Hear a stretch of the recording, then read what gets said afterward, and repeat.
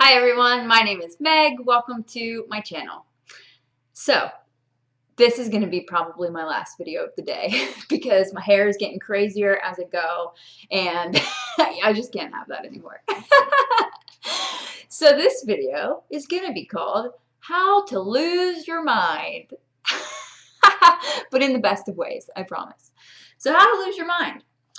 If any of you watched my video on why I am hiking the Appalachian Trail, because I am still hiking the Appalachian Trail. For those of you following along with this journey, you know I just received a cancer diagnosis and I need to have surgery in a few weeks. So that is postponing our Appalachian Trail trip that we were going to start in Georgia to Maine. We are now going to be doing it Maine to Georgia.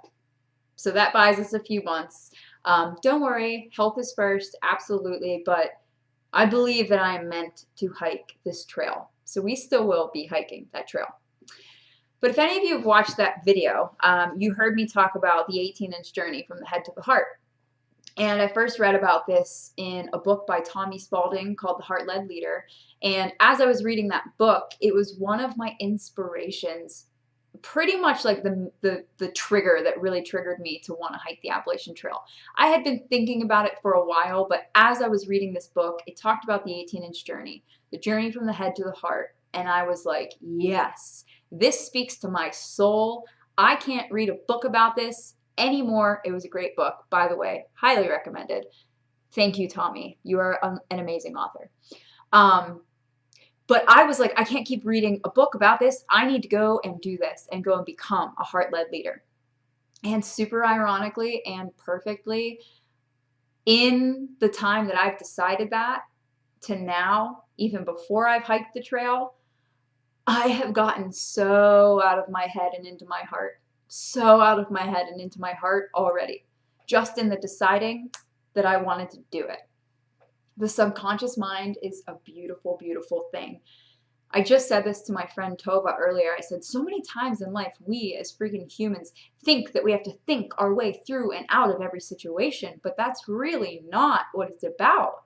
It's about just letting ourselves be and going with the flow and, you know, not making life plans, but cultivating opportunity. That's one of my freaking favorite quotes.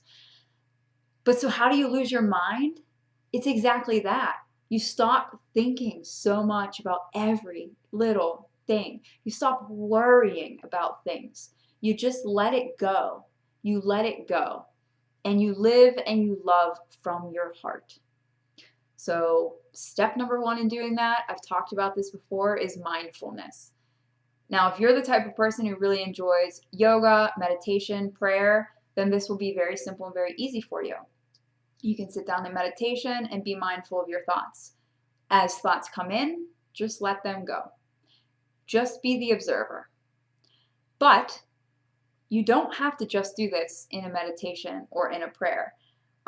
One of the tips I love to give people is just turning off your phone for 30 minutes a day. But the example of doing that is so you can monitor what's going on in your brain. About a year ago, when I decided that I wanted to take this journey, and it sort of launched me into this self-awareness of where I was, like the state of myself. I knew I wanted to get out of my head and into my heart, but I thought, okay, well, what does that mean and how do I do it? So what that started for was being mindful and monitoring my thoughts.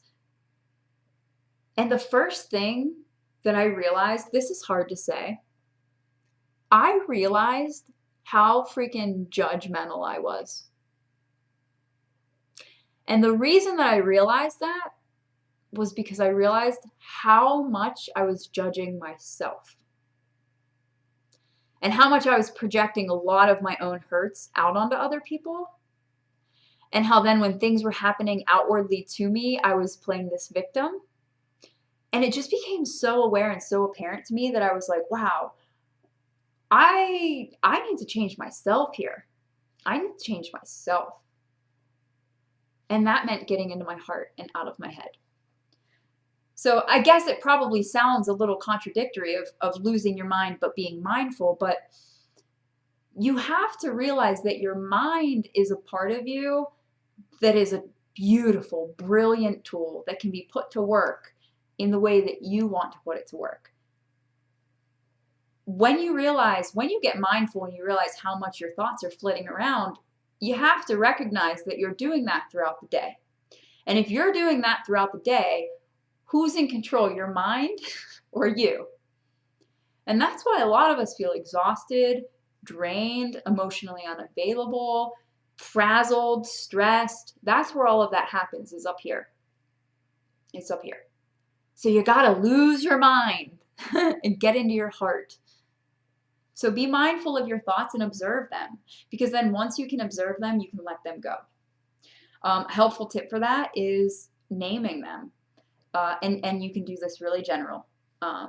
Really general. Say something pops up and it's from the past and it's a worry. Okay, past thought. And you can just tab it away. Like put it in a folder. Let it fly right on by.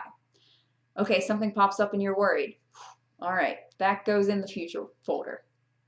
Something pops up. This actually happens to me a lot as like a super creative person, especially when I'm meditating, honestly. I'll get inspiration will strike me. And obviously I want to act on my inspiration, but when I'm being mindful and I'm trying to just let my mind zone out so I can really feel from my heart, I don't necessarily want to be thinking about all the videos that I want to film. Okay, that's an idea thought. That goes in the concept folder. And you kind of just learn how to organize your brain. You're organizing your brain. So then when it's the time and the place to use it, you can say, okay, let's access all of those concept thoughts now. Okay, great. You have to learn how to control this. But in order to do that, you've got to lose your mind a little bit. Okay? Have more fun. Go for a walk. Swing on some swings. Get silly. Stop caring so much what people think about you. Wear whatever you want to wear. Talk the way you want to talk. Be you. Remember who you were when you were a kid. How much fun did you have? Did you ever worry? No. Who made this like concept or idea that we have to like become adults and then become rigid or anything other than ourselves? Yes, there is a time and a place to be appropriate and to act a certain way, but lighten up. Loosen up and let go. Be silly and have fun. Lose your freaking mind. That's how you get into your heart space. Because the more fun you can just go out and have in life, the more you're going to remember that that's who you really are on the inside. The more I started to like hike and bike and kayak and just be out in the outdoors, I was like, oh, yes, I am home. I am coming home. And that required losing my mind a little bit and not worrying so much what people thought about me. And you know what I did? I stopped judging myself. And then, because I was more mindful of my thoughts, I stopped judging other people. And that was the step to my self-healing process. And it's a beautiful, beautiful, beautiful experience. So get the freak out of your head.